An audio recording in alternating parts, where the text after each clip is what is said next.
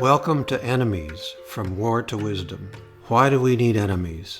From intimate relationships to politics, tribalism, and community, we cannot seem to stop dehumanizing each other.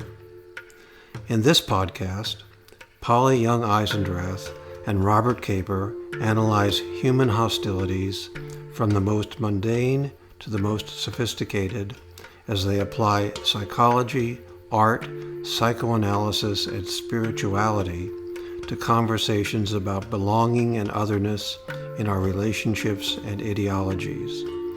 Our goal is to develop fresh insights and perspectives that help us step back from creating enemies in our lives. I am Robert Caper, and I am here with my co-host Polly Young-Eisendrath. Polly is a psychologist, psychoanalyst, author, and speaker who is also a mindfulness teacher and a lifelong practitioner of Zen Buddhism. And I'm Polly Young-Eisendrath. I'm here with Robert Caper, who's a psychoanalyst, psychiatrist, author, and physician. Together, we will do our very best to inquire into the complex emotional and mental landscapes of human hostilities. In this episode, we discuss the meaning of curiosity as a primary emotion and how it is expanded or restricted throughout our development from infancy through old age by conscious and unconscious factors. Curiosity, or interest, motivates us to learn from our experience. The human infant is motivated from birth to investigate its experiences with curiosity even when they are painful. Naturally, our curiosity helps us survive by allowing us to discern the markers of pleasure and pain. What blocks our curiosity, then, when we are relating to each other? How and why do we lose interest when we disagree or believe we have heard it all already? Why do we close our ears to what we disagree with or find emotionally threatening? In this podcast, we talk about how we could retain our natural curiosity and the don't know mind, even when we are in a difficult conversation. Hi, Robert.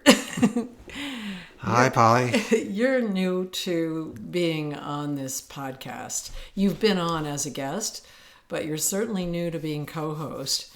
And so today will be our first time co-hosting, and I wonder how you feel about that. I'm very happy to be here. Well, it's fun to be able to talk with you about curiosity, because I know a lot of your work involves learning from experience, because you particularly are interested in the psychoanalysis of Wilfred Bion. That's one of his phrases, I think, learning from experience. So I wondered if you wanted to start out by saying something about maybe your interest in Bion and what it means to learn from experience. Well, I was just morning reading a blurb that was advertising a book written by a friend of mine, Annie Reiner. In the blurb, she makes, I think, a very interesting point, which is that although her book is about the work of Wilfred Bion, it's not about Wilfred Bion's ideas. She's writing about what Bion is writing about, not what Bion says about it, but the issues and the problems that Bion is writing about. And I think learning from experience is something we all hope to do, and it would be a problem to know just how to do it, and when we are learning and when we're not learning, how to discern those two things, even without Bion. Well, sure. I mean, because, we are always encountering things that are new, even if they seem to be old. We're encountering what's arising in the moment, which by definition hasn't happened before. So if we cannot learn from the experience we're having, we get a little lost in our lives. And yet, I would say, and I don't know what Bion says about this, but many times in working with people in psychotherapy, in dealing with my own life, in dealing with things as they occur, people are responding through habits rather than learning from their experience in the moment, because, as human beings, our perceptions are fairly habituated. We're often not really inventing the wheel in the moment. We're going on the wheel that we already invented. We even have that phrase, we don't need to invent the wheel every moment. But in fact, things change in every moment. So something that stands out for me in working with couples in psychotherapy is how people get stuck in their emotional habits and how unable they are very often to use what's happening in the moment and instead go back to old habits. And they feel like they're in the same old conversations again and again instead of responding to the moment. So I'm certainly aware that Annie Reiner, who's writing about Beyond, is writing about Annie Reiner's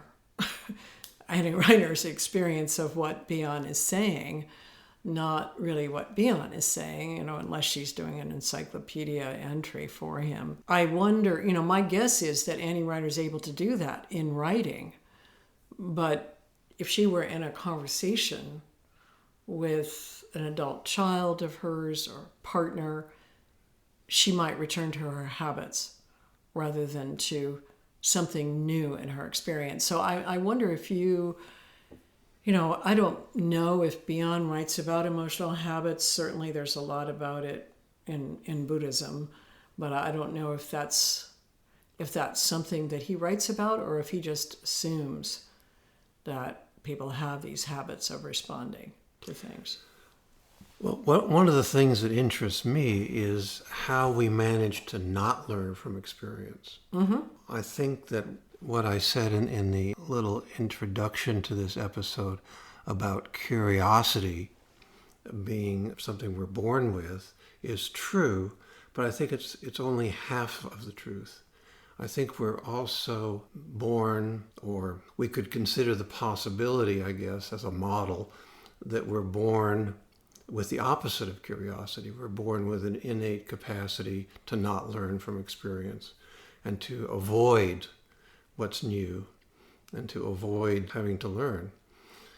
I think that's when you talk about emotional habits, you're talking about that capacity, which I think is just as important as curiosity in terms of understanding what happens when we try and fail to learn.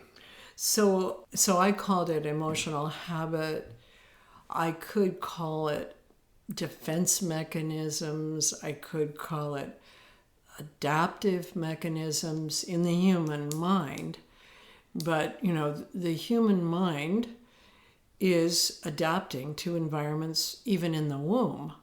It's beginning to adapt from the beginning of its organization. So let's say all of us, adapt to our survival routines, pain and pleasure, responding to what gives us sustenance or what threatens us.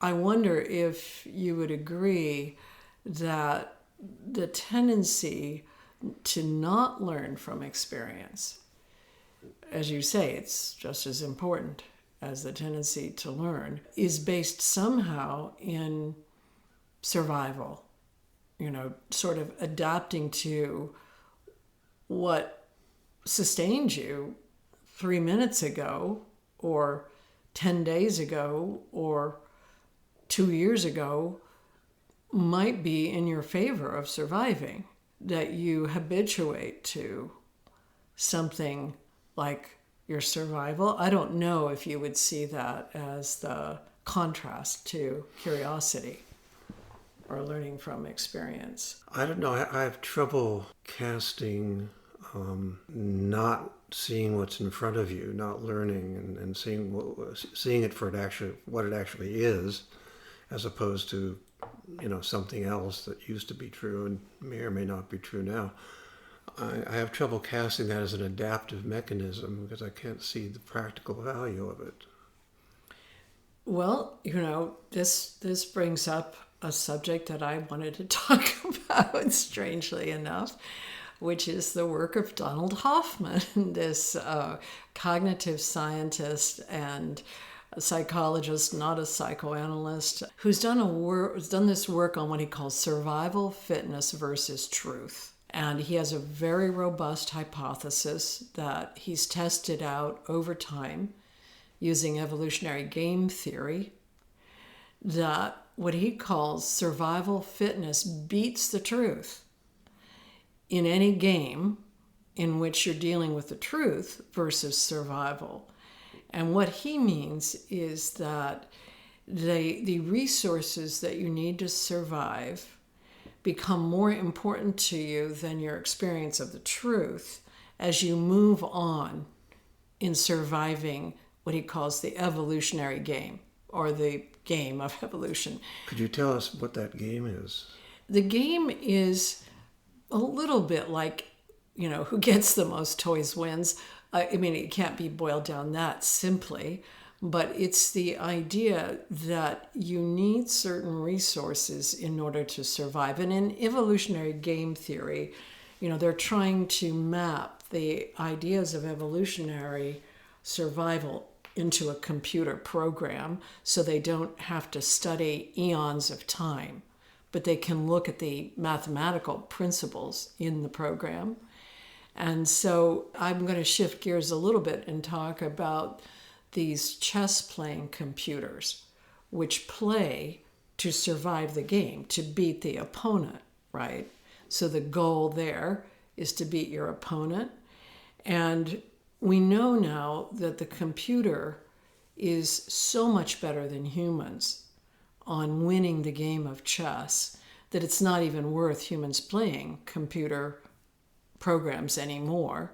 And the reason is that the computer program can be adapted so it uses only best moves, and then it adapts further to make better moves of those best moves, and so on. You can easily see the logic in that, right?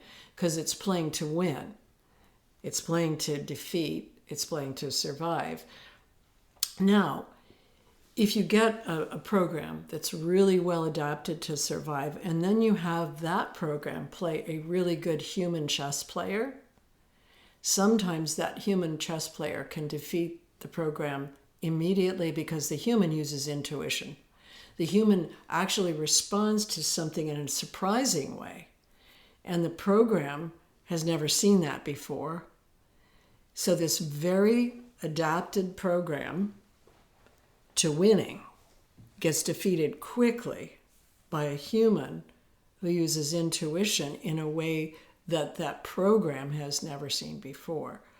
And so in a sense, you could say the human at that moment is using direct experience, is using something, is responding in a new way rather than trying to use the old moves.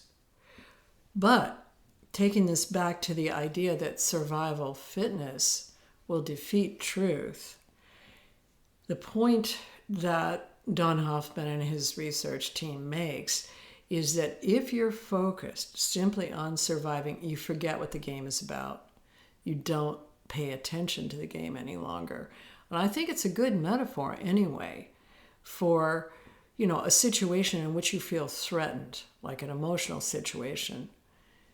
And you've played that game before. You had a mother, or you had a brother, or whatever, who tried to defeat you every time you spoke up. And you learned that the best way to respond there is not to talk at all.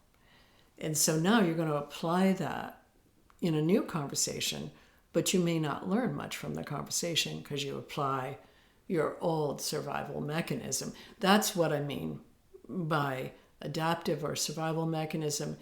It's a mechanism, and Don Hoffman would say it's a biological mechanism that to survive defeats your ability to pay attention with curiosity to the present moment. So I hope that makes sense. It was kind of a long blurb there, but does it make sense to you? Well, you know more about Hoffman's work than I do, so let me ask you a couple of questions about it. How has he tested his hypotheses? Mathematically. Meaning, Through the... has he used biological data? Through evolutionary game theory. Which so is what? a lot of biologists who are studying evolution now use what's called evolutionary game theory because you can study it through computers. You don't have to go out to the field and, watch animals. You're studying essentially hypotheses that are mathematical hypotheses about outcomes in various situations which are evolutionary.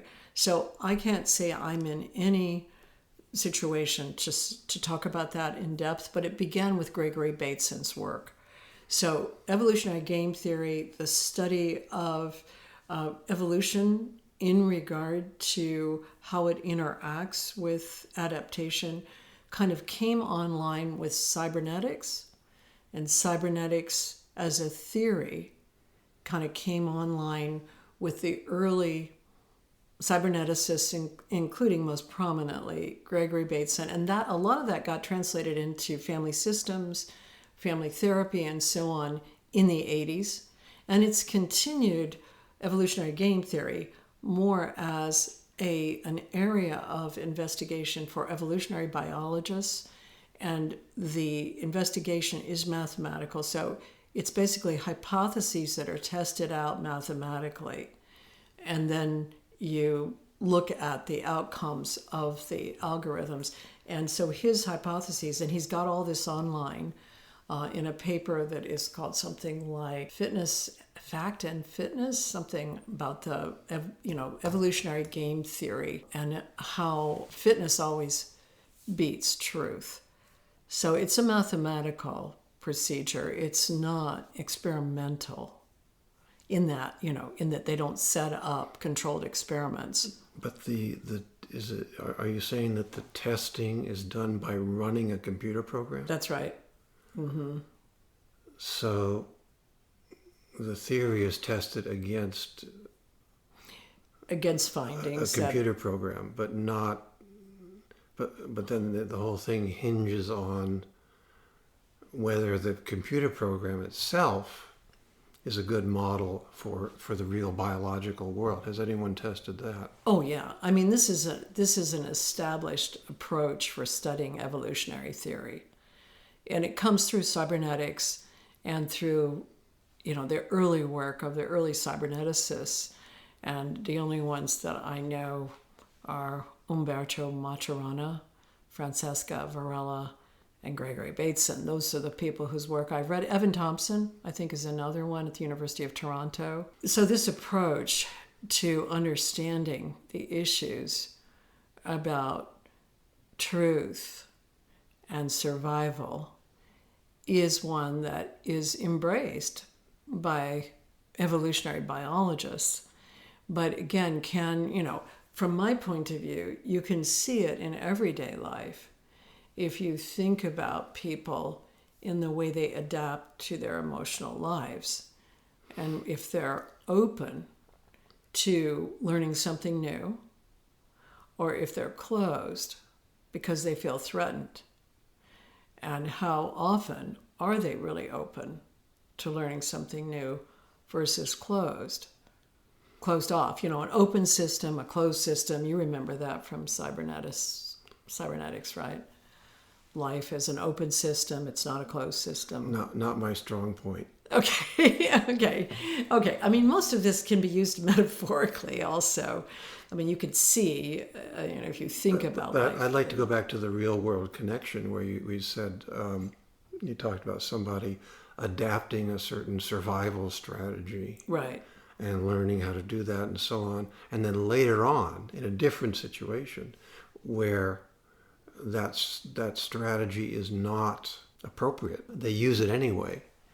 And you call that an adaptation. I don't see how that's an adaptation. It seems to me that's maladaptive. So some psychoanalysts, which I must say were mostly ego psychologists from American psychoanalysis, renamed defense mechanisms as adaptive mechanisms because they didn't think that the word defense was the right word. They said, look, you may be defending yourself by being paranoid, And your paranoia might look pretty weird, but originally it was adaptive. In the situation you developed it, that was the best that you could do to adapt to that situation. And so if your defenses are rationalization, intellectualization, if they are schizoid, if they have to do with projective identification, they're there in your personality because of your adaptation to some situation in which this was the best you could do. So they renamed defense mechanisms as adaptive mechanisms. I think there's a lot that you can argue about. But you use the word adaptive. Do you consider that adaptive in the new situation when it's not appropriate? Well, the reason I use the word is because I have compassion for human beings. I mean, we do a lot of bad stuff for good reasons. And, I could say that's kind of stupid that somebody acts this way.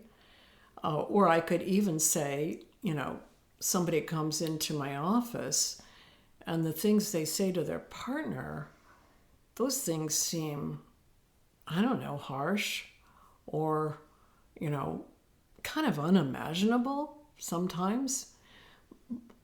And I might feel judgmental about that. But I can also say, I am sure what this person is doing makes sense for this person based on some experiences they've had that they've adapted to in the best way they could. And this is the outcome. So what I'm looking at in the moment is their adaptation, but it's not adaptive now.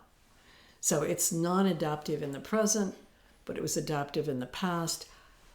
I can also say it's a defense against anxiety that's in the present. I can go either way with it, but there's a certain way of calling it adaptive to say it made sense at some point for this person to act like this. Does that make sense to you right now, what I'm saying? Well, yeah, yes and no. I mean, we started off talking about what keeps people from learning from experience. And what you're saying is one thing that keeps people from learning from experience is that they have old adaptations that they drag into the present inappropriately. And you want to call that an adaptation because you want to be compassionate. But it seems to me a little misleading in your desire to be compassionate. If you say it's adaptive, you're kind of implying, well, that works, when actually the problem is it doesn't. And real compassion would mean helping people see what doesn't work, not just making them feel good, but actually helping them by pointing out, even if it's painful. It may sound paradoxical if you just think compassion is being nice, which it isn't, of course. Mm-hmm. But help them to see what's wrong, mm-hmm. and being clear about what's wrong. I would like to be curious, since this is our topic today, about why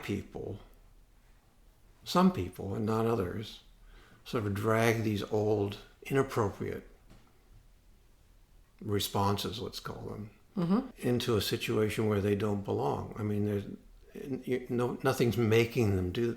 No one's pointing a gun at their head and making them do that.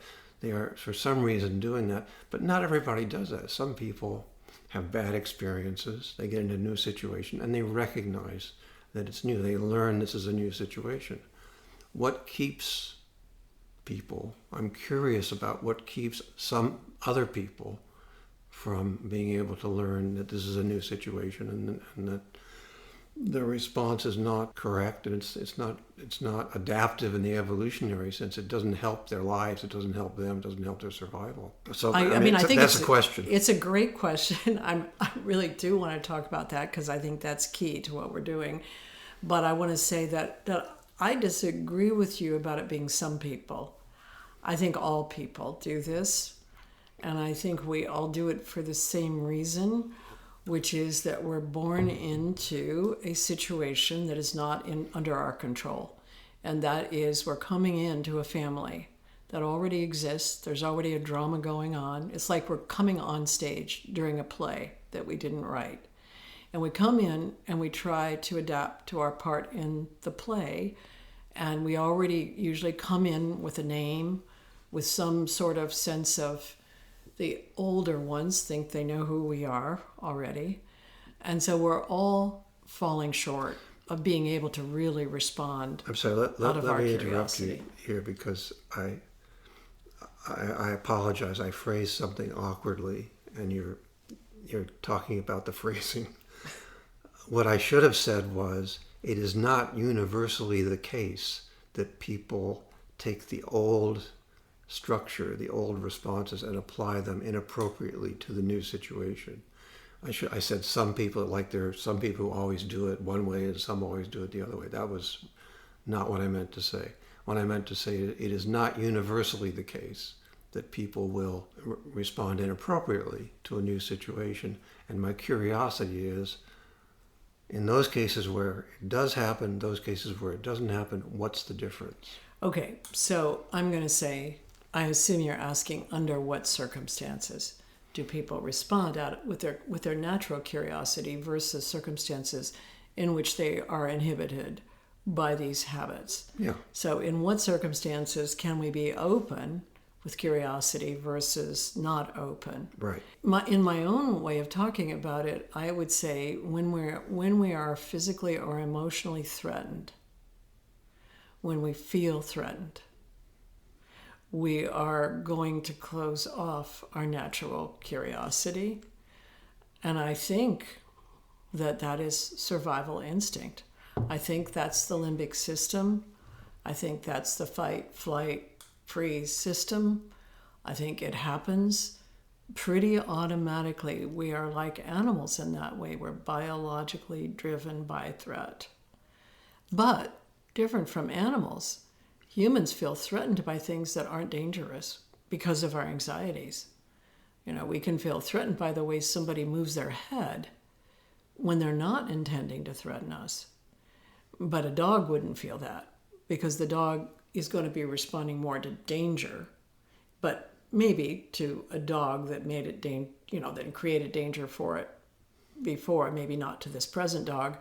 But I think with humans, what makes it so difficult for us to use our natural curiosity is that we have associations that operate unconsciously when we're in relationships with each other. And those associations can lead us to feel apprehensive and anxious when the other person is not threatening us, but we're applying our defenses, our old habits, our adaptations to this moment in a way that is, let's say, non-adaptive. Like you said, it's not adaptive. We should be using our curiosity. We should be open. We should be using the don't know mind. Like, I don't know what he means right now.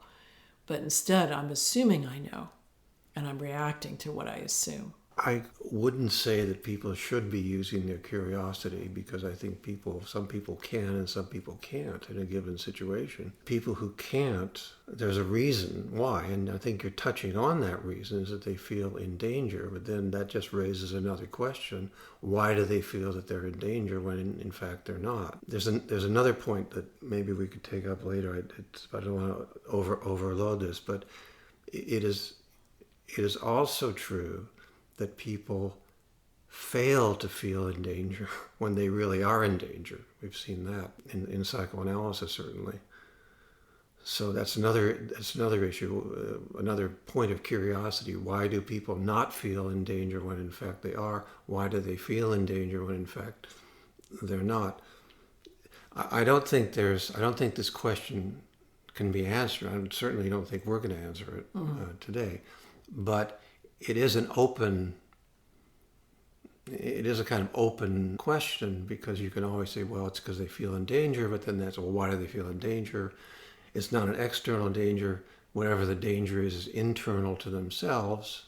The danger is in their mind, not in reality, but they feel it's in reality and they're reacting to reality.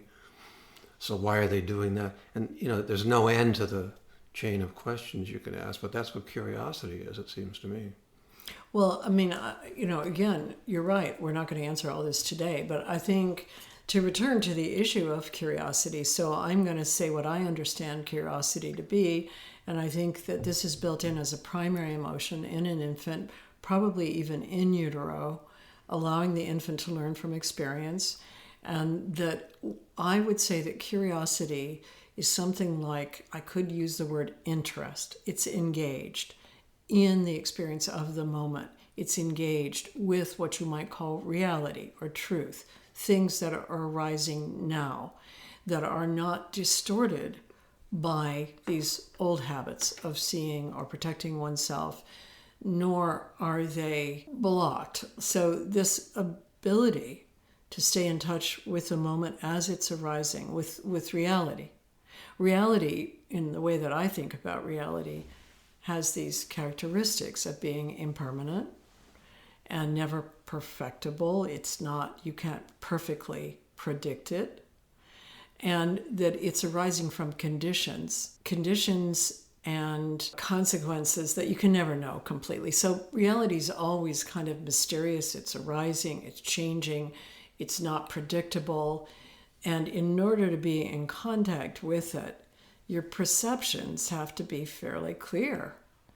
And there are poets like Blake or others that say, if you could perceive things as they are, you would perceive them as infinite, because they're always sort of arising with all of this, let's say, complexity and all of this possibility. However, we don't do that. But this thing about being interested, to me, it's at the core of love. That if you love something, you remain interested in it. People that love bird watching, they get more and more interested in watching these very particular things. And they learn from the birds. They learn about themselves, because the birds will eventually give them back a feeling of identity. Oh, I'm like the robin because I do this or that. If we love another person, we have infinite curiosity. We're always open to learning something new. If we love skiing, we're always open to learning that. So to me, to my way of seeing it, libido, love, eros, chi, all of these words that indicate the source, the force of life, they all have this idea of interest in them and engagement in them. And that, to me, is what curiosity is. And I think that curiosity can be blocked for many, many reasons. And you could talk about trauma, you can talk about early adaptations, you can talk about the threats of the moment. But if it's not blocked, if it's open, then there are many, many more possibilities every step of the way. Whether you're in relationship, whether you're talking about your physical health, whether you're talking about the afternoon breeze or whatever, there's much more possibility for developing some kind of pleasure, or you could call it satisfaction, from your engagement in the moment, that if you're not curious. So, it's like curiosity is at the core, again, in the way that I would speak, it's at the core of our ability to love, because we use it in interest. We're engaging with interest. We're not blocking out our interest. To me, curiosity is the kind of heart of love, and we're born with it. We're born with this kind of interest thing. Well, it's interesting because you're coming around to some very early psychoanalytic theories, that Freud's theory of libido, and his idea that the only way we can even be interested in something outside of us is if it's if we first cathect it. That was the word. Mm-hmm. Cathect it with libido. Cathexis, it wasn't Freud's word.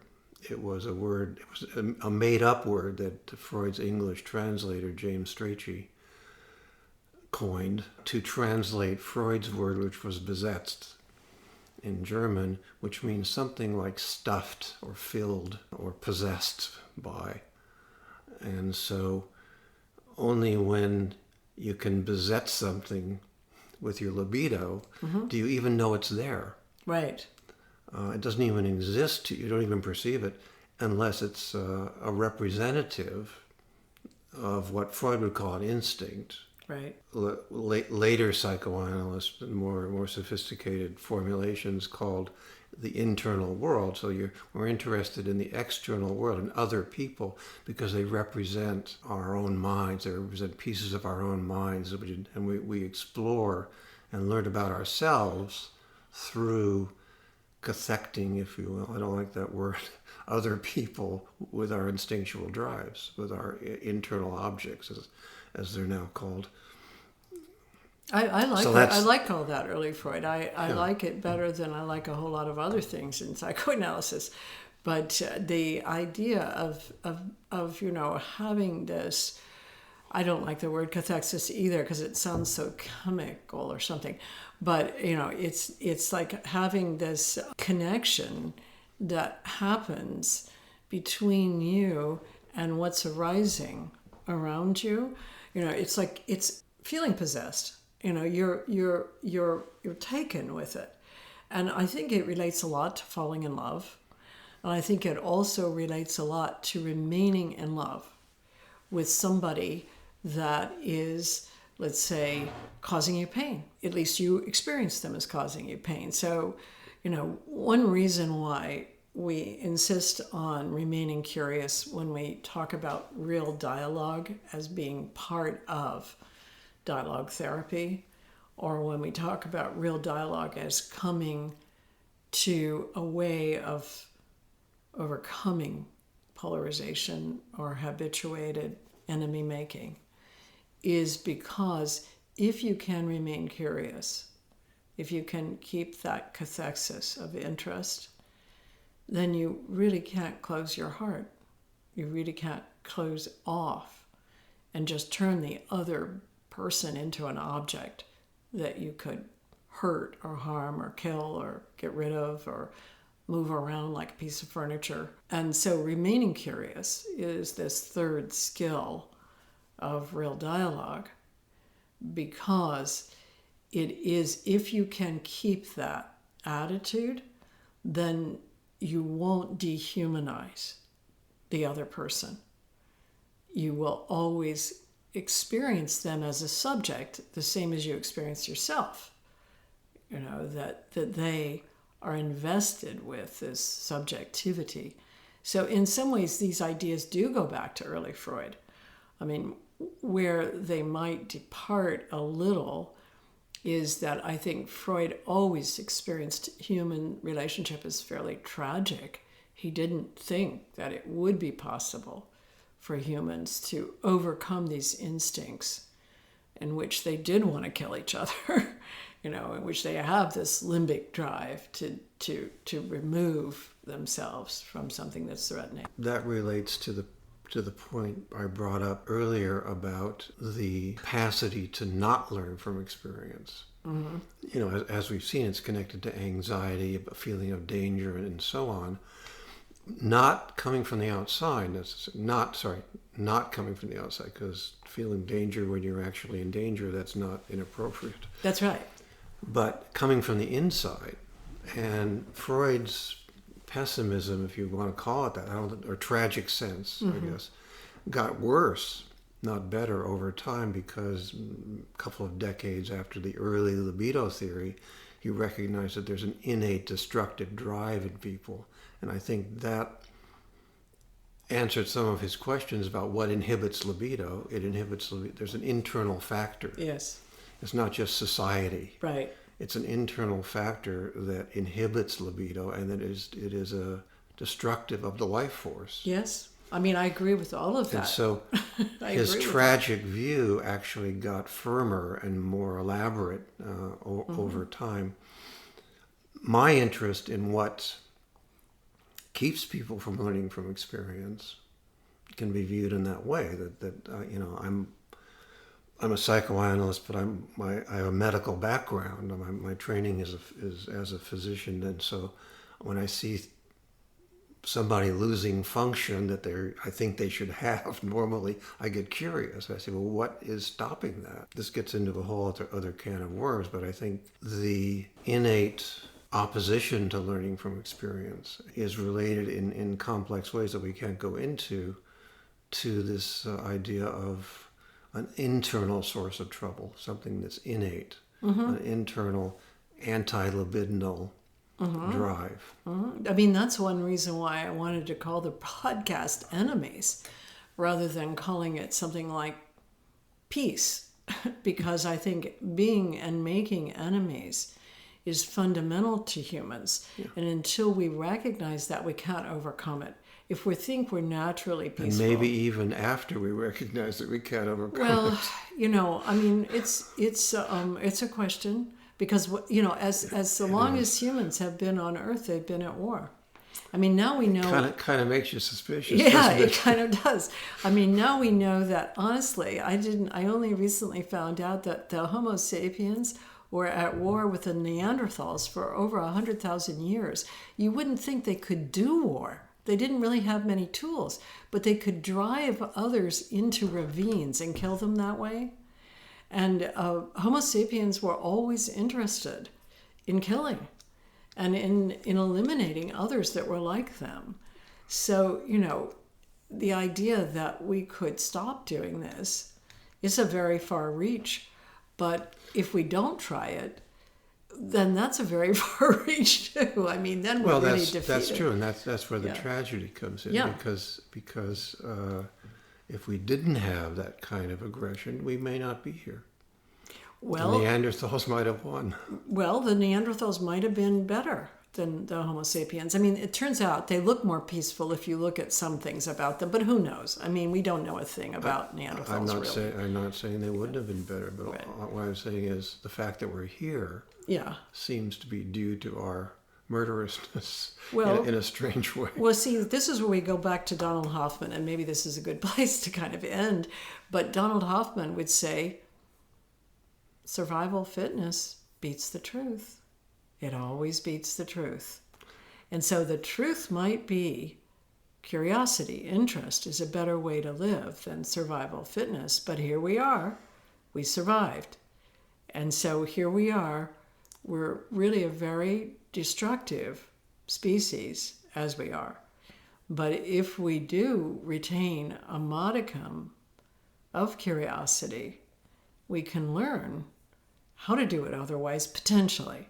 Again, it's not altogether very hopeful, I think. Well, biological survival is not a measure of moral worth. Who said it was supposed to be? Well, that's another conversation, what moral worth is. But, the main thing is trying to get back here to this third skill of real dialogue, which is called remaining curious. We see it as the outcome of being able to speak for yourself and listen, really listen to how the other responds to you rather than listening to the voices in your own head. When you're talking about the other in your own head, or you're trying to rehearse what you're going to say, so you're not really listening.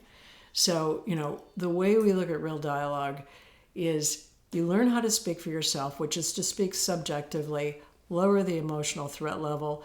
Don't start out with you. Don't start out with we. Start out with I remember it like this. I heard it like this.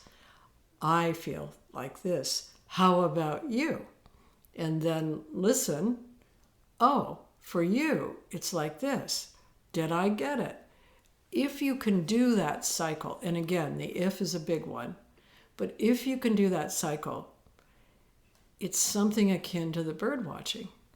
Over time, it will return a lot to you. You'll get more and more curious, and you're more and more interested rather than less and less. So it pays off to do these practices in a way that enhances your curiosity. And let's say that is the training of a psychoanalyst. A psychoanalyst is meant to do those very things, to speak modestly, to be able to cast things subjectively, to listen mindfully, to be able to hear not to be overridden by one's dogma or one's internal blah blah, and to remain curious. So in some ways, real dialogue is trying to teach this way of listening to regular people, but the psychoanalyst, of course, has the consulting room as protection and goes home, doesn't take the consulting room home. Yeah, I was going to say, I think you're idealizing psychoanalysts because, we only have to put up with it for a limited period of time. It's not like being married to somebody. Right, I know it's not. But the fact that you can put up with it for $250 an hour means you can. You can. It means it's not impossible. And so, anyway, that's my thought about it. It's also, I think what you're saying is all very good advice. Thank you. So how about that we stop here while we're ahead? And thank you for talking with me about this. I enjoyed it. My pleasure. Thank you for listening to Enemies from War to Wisdom. If you enjoyed this podcast, please sign up and download our app at realdialogue.com.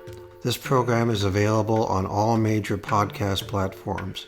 It was produced by Chris Coltrane.